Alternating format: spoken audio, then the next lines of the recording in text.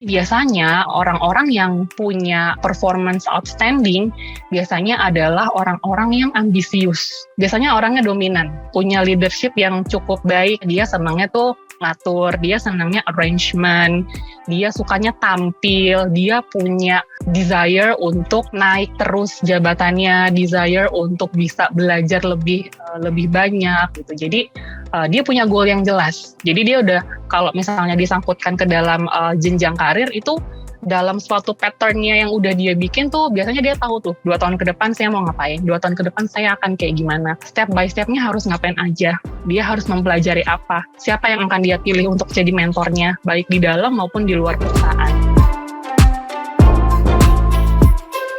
Jadi cara yang pertama adalah jadikan tim kita itu adalah sebagai business partner atau jadiin teman, baik secara profesional dan juga secara personal. Jadi ketika misalnya ada permasalahan, mereka tahu nyarinya ke siapa, nanyanya ke siapa. Nah, gimana caranya kita memposisikan juga kalau misalnya tim kita punya permasalahan, itu mereka bisa nyaman untuk cerita sama kita. Nah, yang pertama yang paling penting adalah punya rasa percaya sama tim. Jadi jangan terlalu banyak ngatur.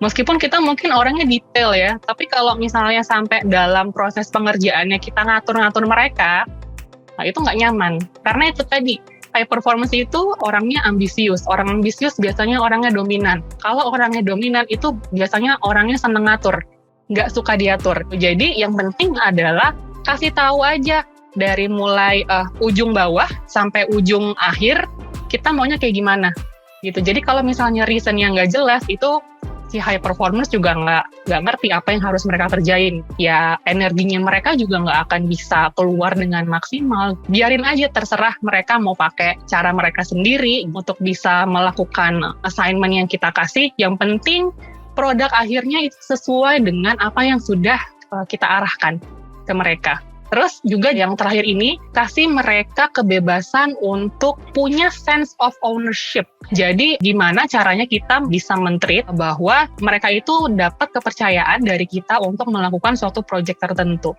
Jadi misalnya ada project training gitu ya di salah satu klien di satu perusahaan gitu ya.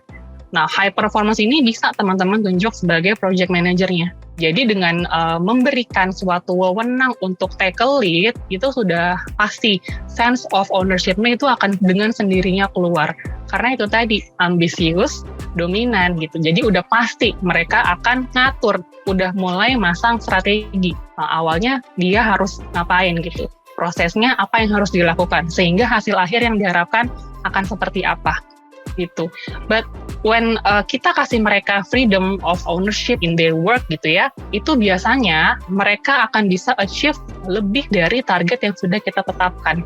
Gitu. Jadi kasih mereka kepercayaan dengan memberikan opportunity untuk bisa meleverage performance mereka to higher level.